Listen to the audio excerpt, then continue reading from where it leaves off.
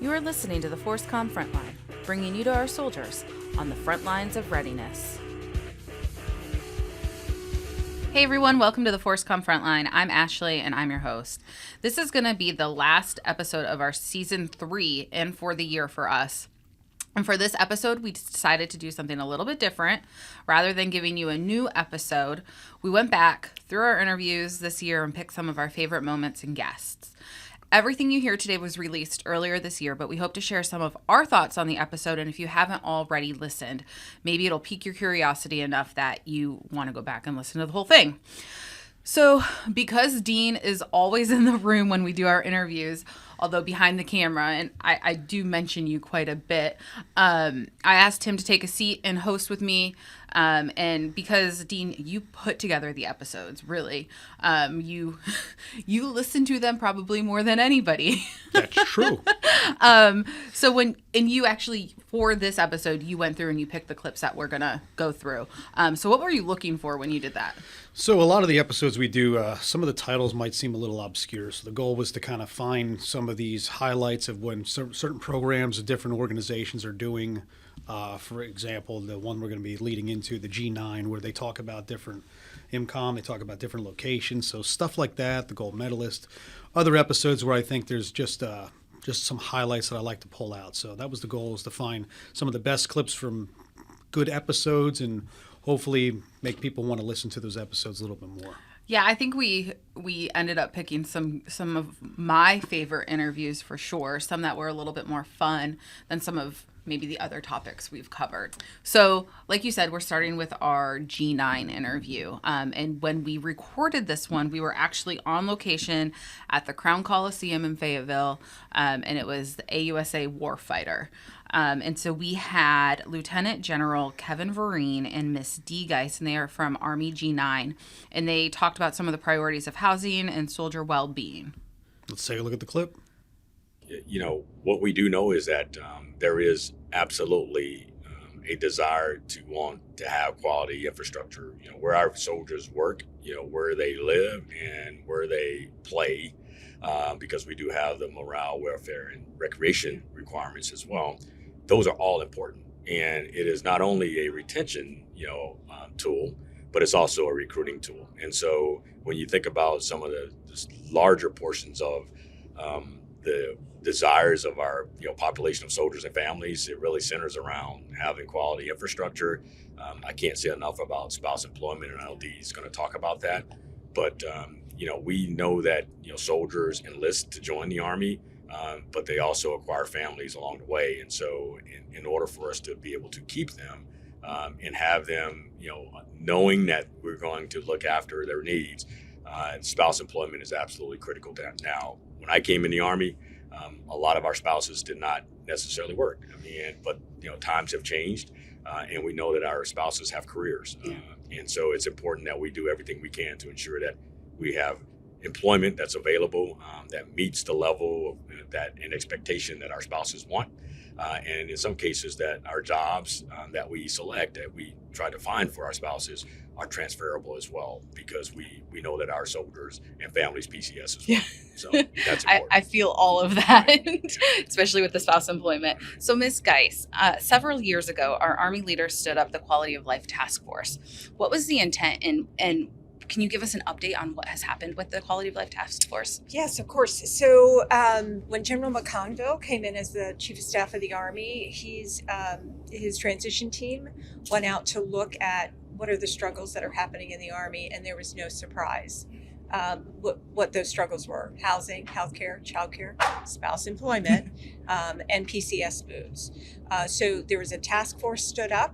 It is still alive and well today, and we've actually added lines of effort based on specified guidance from the Secretary of the Army, and we have a very large village. We have all of those lines of effort. We have participants from the Headquarters Department of the Army, including our Secretariat, down into the garrisons. We have very specific task lists that we follow to fix at the guidance of the Secretary and the Chief, and then of course our senior leaders like General Vereen in the Pentagon.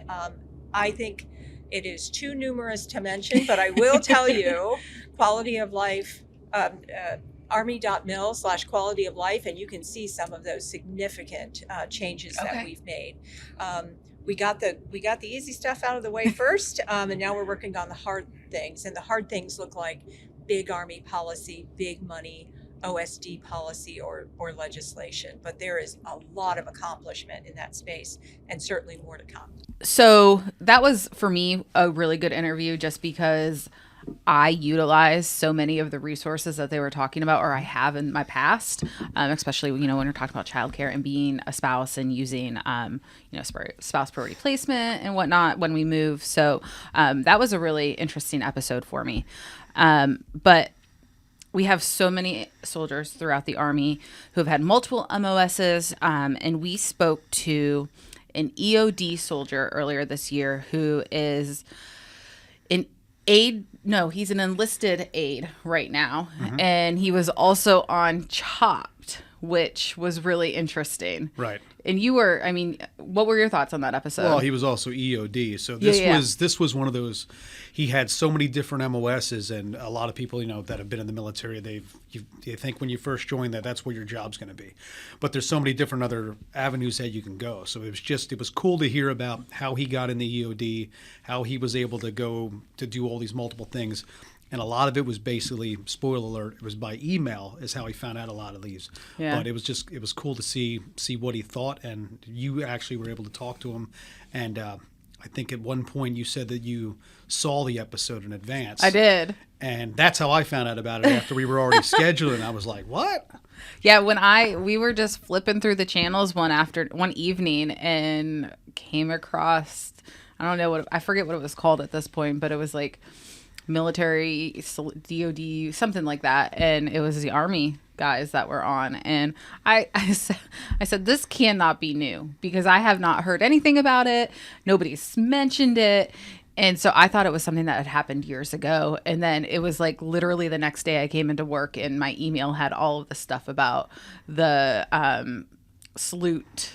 I wish I could remember what it was called, but we'll call it Salute to Service. Yeah, EOD Chopped edition. Anyways, so yeah, I just kind of randomly saw it, and I was excited that one of these soldiers we were actually able to get to talk to. So yeah. So let's take a look at that clip. So I like to cook. I wasn't cooking at the level I am now. I really got into it when I was at Fort Riley, Kansas the first time. I was down there, started getting into barbecue or smoking meat. And some way, somehow, I got linked up with two incredible barbecue teachers, I guess you could say, Buddy and Bobby Cox.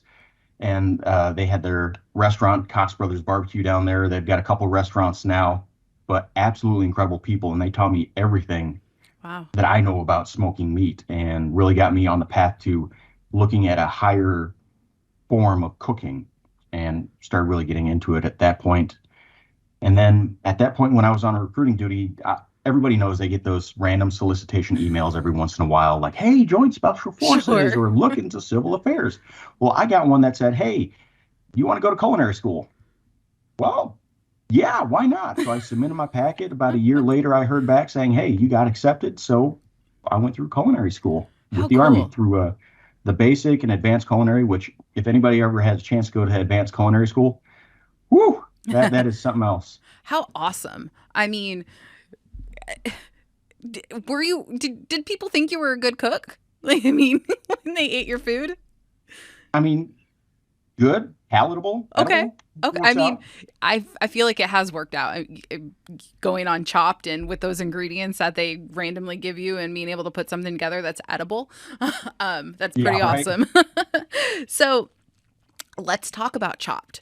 You were the Army champion, and you competed against 3 other Army chefs for that title, and then went on to the finale where you worked with chefs from the Navy, Air Force, and Marines.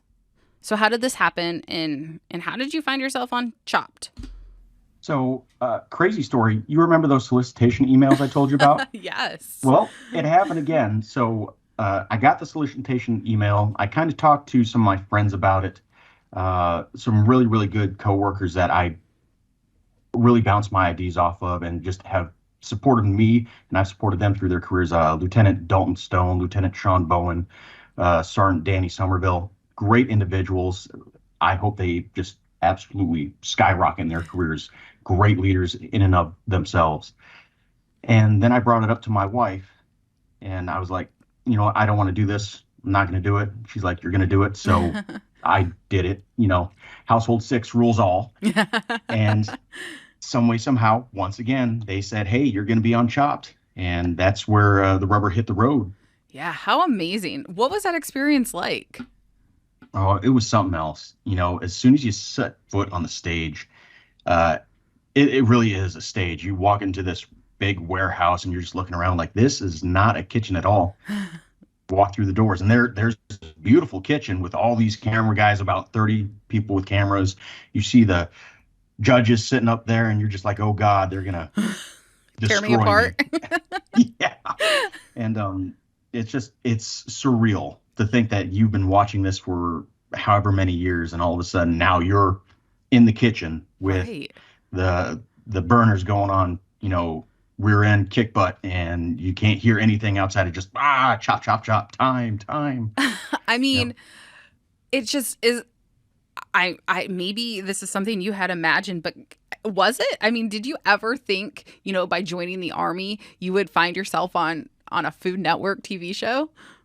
Absolutely not. Nope, no way. So since we started this podcast, I've had an opportunity. I've talked to a Miss America contestant who had worked basically her entire life to get to the goal of being able to compete in Miss America. And I've talked to some of the very best of our FORSCOM soldiers.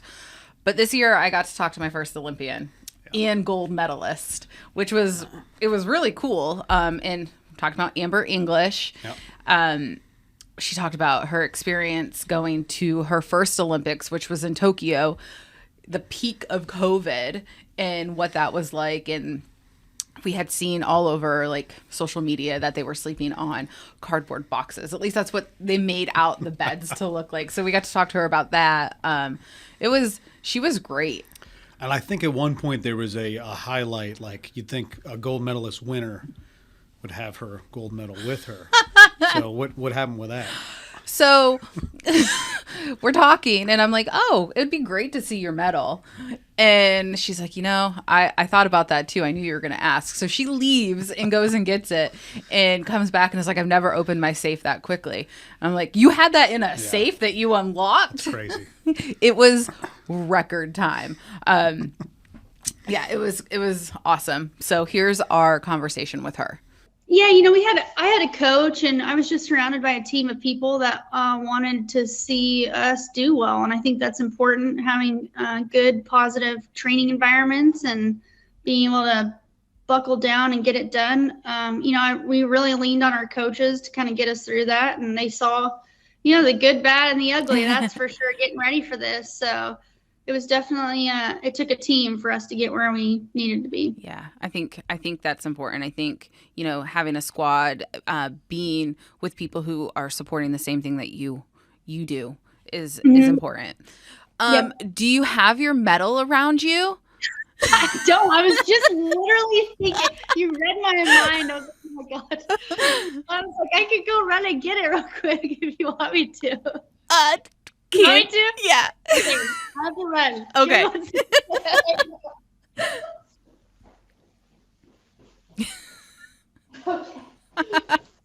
I think that was the fastest I have ever opened my gun safe in my entire life. Oh, man. There it is. There it is. That's awesome. Yeah. Is it heavy? It is. It actually is pretty heavy, but this is the traditional face of all Summer Olympic medals. Okay. Every cool. single Summer Olympic medal. That's the goddess of victory. And then the back side, the host country gets to design the back. So it says Tokyo 2020. How awesome. And then they say the hardest thing to replicate is actually the ribbon. So this one's kind of inlaid on the inside, but yeah. Awesome. There it is. So First thing I've ever worked for. I bet. And so you keep it in your gun safe? I do. Yep, I do. That was magic for you to open it that quickly. Yeah, that was very fast. I was like, please work, please work. Oh, that's awesome. Well, thank you for showing it to us. So that was crazy. And then after that, we were able to speak to the Golden Knights, and I remember that was pretty cool. You got to talk to them. I mean, what did you think about talking to those guys? I mean, I just thought going into it would be an interesting conversation because you talk about skydiving and you talk about also being in the Army, and the fact that you can take something that you are so passionate about and transfer that into a career in the Army is pretty incredible. And I think they shared their thoughts on that as well, and just what it takes for them to be able to continue to do this, and the fact that this is not something that you do for 3 years. Like, once they've put in the time to train you and you've gotten to a certain point, the fact that you could spend your entire career in the Army doing that is pretty incredible. Yeah, it was another one where we were able to see we had some of the video from them actually using GoPros, and actually I think the initial clip was they landed on an aircraft carrier. Yeah. So I was able to splice in some of that stuff. So it was cool to be able to see what they've done. We went from EOD to gold medalist to I think they're pulling people off the streets, as well as they're grabbing other people inside of other MOSs. So that's another one where you can cross level and join the Golden Knights. And so, right. I mean, that was pretty awesome to see these guys in action. But well, and I think when we got the footage that they gave us to use in the video, it's incredible what they are able to capture with GoPros, and the fact that they're not necessarily trained to do that. It's something that on-the-job training really helps them get to that point. Right. What? Well, it's just I'm thinking about it. It's like, that's not a video that you could watch and be like, oh, go to Alms or go online to do some of your online annual training about skydiving. Right. and we talked about it even in the episode where, in our jobs, we go out and we take pictures all of the time. Uh-huh. Our pictures are nowhere near the level also our subjects are not. Yeah. We're not taking the same type of picture. That's part of it. Maybe, but their stuff is incredible. So let's go to the clip and you guys can see some of that. I know, Zach, you've been on the team for a year and Matt for 3 years. So can you talk about maybe one of your most memorable experiences on the team? And Zach, I'll go to you first. Sure. So I've jumped joint demonstrations with the Golden Knights before, but as far as being on the team, my most memorable one would probably be this recent trip that we did to California. We went to Southern California area, so we got to jump in San Diego onto an aircraft carrier. Nice. And then after that, we jumped into the San Diego Padres. Then went up to Huntington Beach and jumped into Huntington Beach with a massive crowd. Wow. The skydiving aspect is a lot of fun, but I think we get the most fun once we actually get on the ground. We interact with the people, talk to them, tell them our stories, they tell us theirs, and we get to, learn about one another. I think that's the funnest part. Though, talking to people is not for everybody. So I find it interesting that, you guys come onto this team and you can actually go out and represent the Army and talk to people, and you're good with that. I mean, that's part of the selection process. I mean, we have a very robust selection process. It's 8 to 12 weeks long. Oh, wow. And we look at every single aspect that you possibly can, because we travel with each other. How many days of the year? Like, they're on the road at least 220 plus days a year, consistently. We want to make sure that you're a good teammate. We trust you. Good work ethic. Make sure you can talk to people, be polite, interact. Like, if you just sit there and don't say anything, I mean, we need you to talk to people, engage. So we look at every possible aspect, and that's the people that we want to come to the team. We want to build upon that, have what we have as a foundation, and then expand the team and make it better than what it was before. So, that was a fun group to talk to. It was cool to see some of their jumps, the locations that they did, and just talk about some of their experiences. Yeah.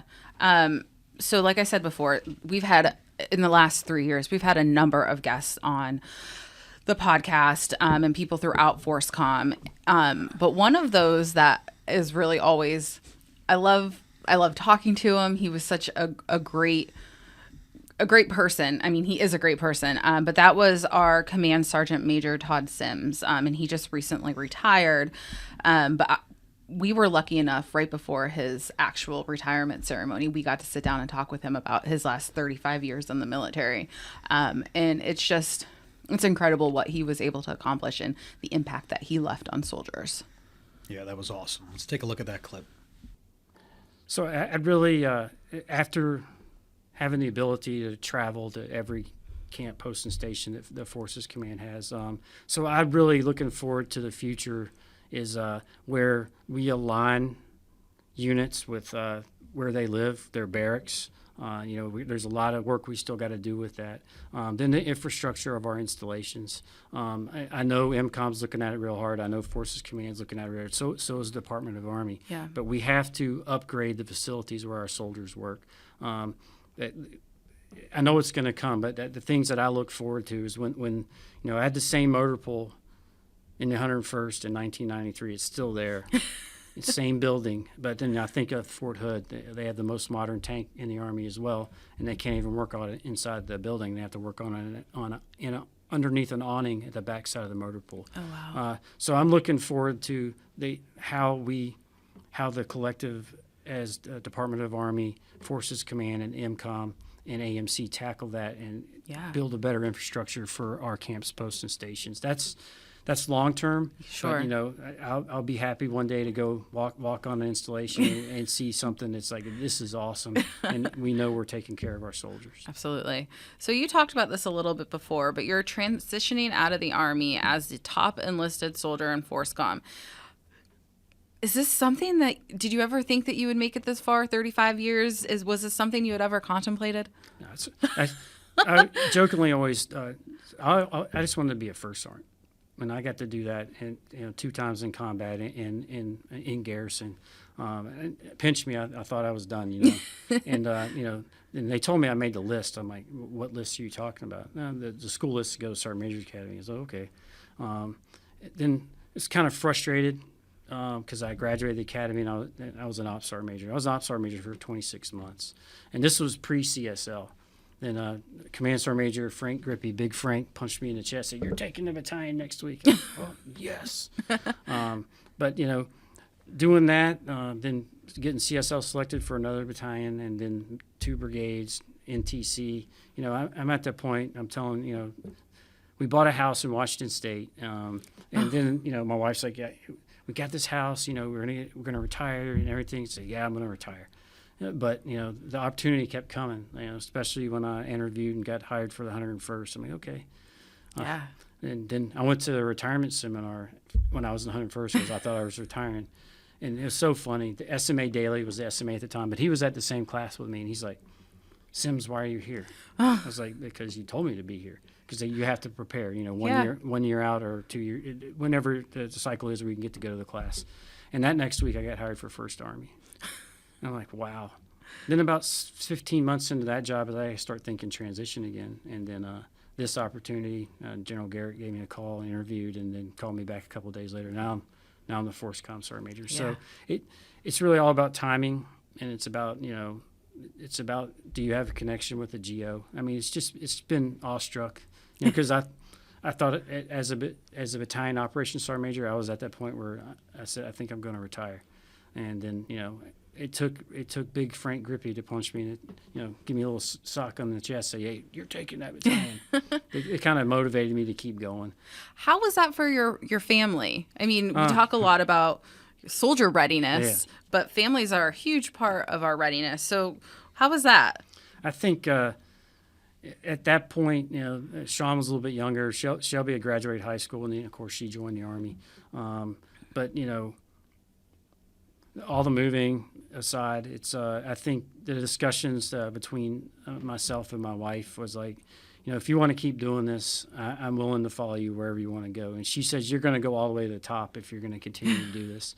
And I think FORSCOM is a great way to end a great career. Yeah. But it's the impacts on the family. I think since the kids are a little bit older, there was more of impact during combat. So all those deployments, back and forth deployments, that was rougher because they don't know, is Dad going to come home? Sure. And then I came back from Iraq to go to the academy, and my son I came back on his birthday, so we didn't tell him I was coming back, and so I had a friend pick me up and took me to the house, and I knocked on the door, and she's like, "Sean, go get the door," and he actually opened the door and he looked at me, and he turned around and looked at his mom. Is he really here?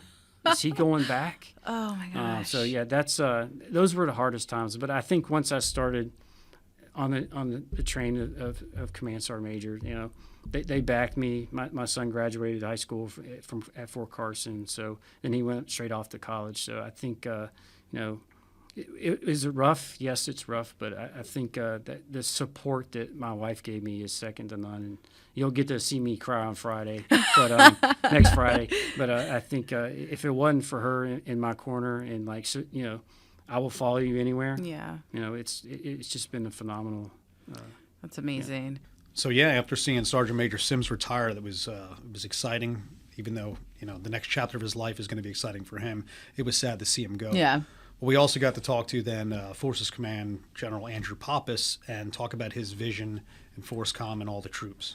Yeah. And that episode was actually, I think it was probably 6 months or so into him being our FORSCOM commander. So prior to Sergeant Major Sims' retirement. And what was awesome about that episode is that they have so much history together, being at the 101st and, you know, General Pappas being the commanding general, Sergeant Major Sims being the division sergeant major, and just being able to listen to them both talk. And of course, General Pappas's vision for FORSCOM. So let's go ahead and look at that clip. When I first came into command for battalion brigade, even at division, I used to act, 2005, taking battalion command, I used to say, our future is written. I thought it was brilliant, but it just is, because I could tell you where we were going, the time horizon we're going.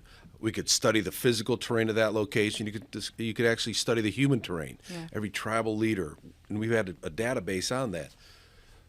The future fight is not that predictable, and we have to be prepared. You have to be ready, and ready for what? Ready for so much more. And we're adjusting in the time frame that we had our fight, the 20 years of continuous conflict. The brigade became the center of gravity. We rotated brigades for it. They're brigades fights. We enhanced the brigade capability to be a unilateral entity that could fight, plan, coordinate, execute, AAR, and prepare for the next fight unilaterally. The large-scale combat operations, by scope and scale, we're elevating that up. The principal tactical fighting formation is going to be the division. That's part of the change. We have to change the scope, scale, and depth of the fight, and the complexity of it. So as we're moving forward, we're talking about winning the first fight at the edge of the bayonet. We also have to elevate up so that our battalions, our brigades can start synchronizing all the war-fighting functions in a multi-domain fight to include cyber and space. Not resident capabilities at that echelon yet, because they have to be able to inform at the division level. If that's your main fighting function, we have to change a little bit of structure, bring capability in and expertise, but then also be able to fight the division so that they can set the conditions for the lower echelon maneuver elements. And the division's not alone, because you have a joint task force and a theater army that are going to be setting the conditions for the division and the corps. In order to do that, there's a complexity there and a level of maturity of the leadership in order to synchronize that. We've got to work to that level, and that's the path we're on. So when we talk about winning the first fight, it's getting that echelons of competency at the brigade and the division. It's predictability, identifying transitions, plans in advance. We don't high-five after the first battle, because guess what?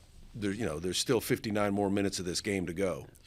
So as we wrap up the end of the year, I thought it was fitting that, and I know we talked about this, that we discuss a podcast that we did last year about goal setting. And I think this is a good time of year to bring that full circle. And I have a lot of conversations and interviews and episodes that I really have enjoyed. But this one sort of stuck out to me because Drew, who we spoke with, he made it seem so easy. Like this goal setting and meeting your goals was something that anybody could do. And I thought it was a really good conversation. He had some really great tips and advice on how to do that. So this episode was with Drew Hammond, and he is the 44th Medical Brigade H2F director. And we talked about setting goals in the new year.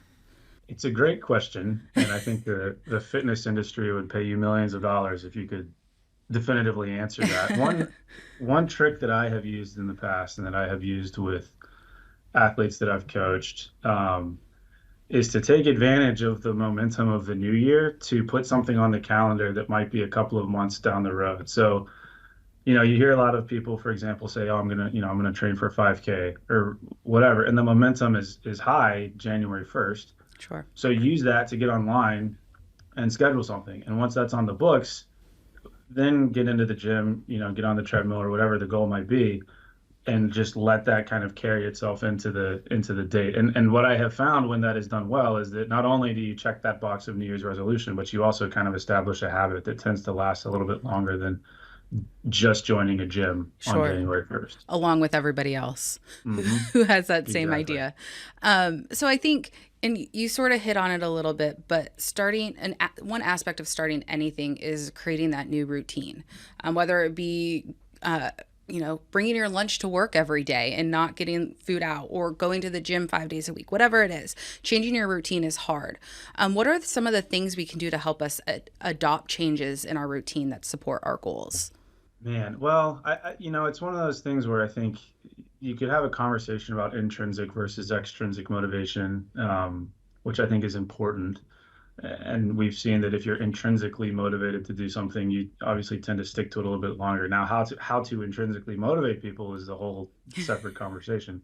But different tips and strategies. I mean, I think have an honest conversation with yourself about where the barriers are to get from where you're at to where you want to be. So, meal prep is a popular one. And if some of the hurdles are time, there's a lot of resources out there for recipes that are relatively quick. Yeah. Getting to the grocery store, if that's a challenge, then maybe take a look at your weekend or the afternoons that you do have available and tweak your schedule a little bit. I think all too often people fall into this trap of thinking that, just because the way things are right now is the way things are always going to be. And I think if you really give an honest assessment of, like I mentioned, your schedule, your commitments, you can probably shuffle those things around a little bit more than you think. And if it comes to establishing a new habit or introducing any kind of new behavior, kind of by definition, that requires you to make room for some things. Yeah. So that, I realize that's sort of a vague, politically correct answer, but I think you do have to find ways of falling in love with the process and not just the outcome, because if the outcome were easy, you probably would have done it a long time ago. Absolutely. I heard once that if you can stick to something for 21 days, then it will really help with your routine. Did I just make that up? I don't know. That's one of those things where it's like, one resource is 21 days, another resource is probably 17. Yeah. I would think that if you do it for 21 days, yeah, you probably keep doing it. Sure. But again, I think it is. Yeah, you have to set yourself up for small wins as opposed to just pushing towards one big one, because that becomes challenging. Welcome back. So we hope you enjoyed this year's review wrap up. I was calling it prior to the episode. Hope you listened to the full episodes, the year-end review that we did last year. I hope that you're able to pull some of the things from that last year and utilize them for this year. I think the main things of what Drew was saying is basically get started, come up with plans that are easy to utilize and able to adapt, and just get going. Yeah. And to add to that, we have in some of our older episodes, we have a mindfulness episode where, we don't recommend you listen to it while you're driving. It's calming. It's calming. And we are about to go into a very busy time of the year, stressful.